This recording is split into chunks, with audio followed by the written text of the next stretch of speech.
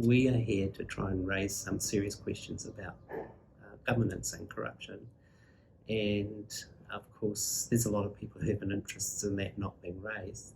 If no one's screaming in government, then you're not doing your job.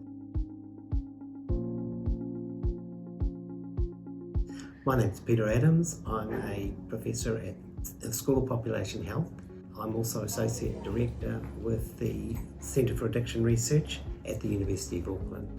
Many of the diseases, to respiratory diseases, to heart, to brain, to most of the body, most of the harm is driven by consumption. And these consumptions include alcohol, they include tobacco, they include unhealthy food, they include gambling, they include a range of consumptions. And what we're interested in is the relationship between the industry and what it tries to achieve and the impacts on people's health and well-being.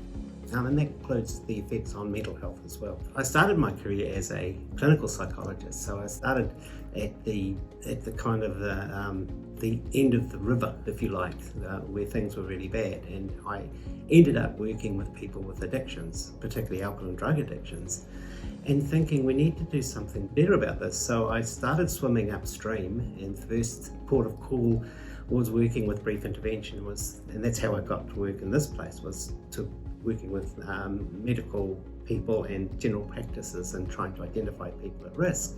But that wasn't far enough upstream, so I swam a bit further up into public health.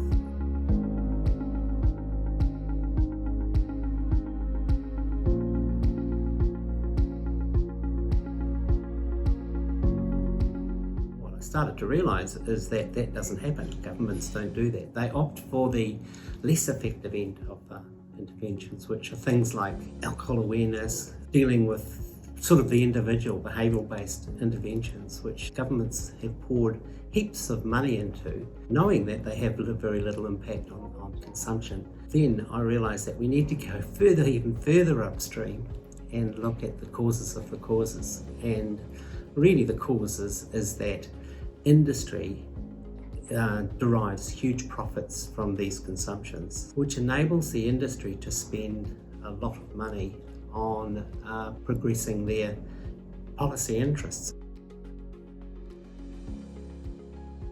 So the first chain is a public good chain, and that's where industry, it's sort of very open, and industry is arguing that we're an important part of the economy, we have legitimacy, and we're also responsible citizens. So we are going to set up systems that help to rectify some of the problems that our bad consumers are doing.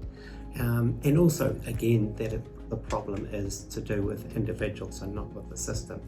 The second chain is the knowledge chain, and that's the chain in which researchers participate very strongly in creating a pro-consumption knowledge base. So they set up these funding relationships in order for these people to generate research that, again, tend to be psychology, behavioural or medically oriented, and not systemic, not looking at environments and not looking at the broader determinants of what's going on. And the third chain is the political chain, and that's the chain in which industry invests in forming relationships of collegial relationships with policymakers, particularly senior politicians. Our work has been looking at how those relationships are being built, what are some of the practices that are involved that they invest in.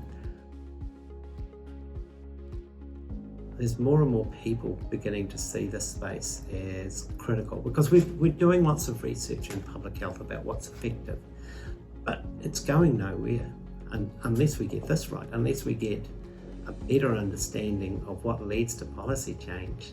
Then a lot of that work is just wiped out, and we've seen that. I think people are starting to say, yes, we need to understand the mechanics of this, and we need a new bunch of researchers, people with forensic accounting backgrounds, people with reporting backgrounds, investigative reporting backgrounds, people with legal backgrounds. We're needing those type of people in this field, and they're coming. I think it's starting to happen.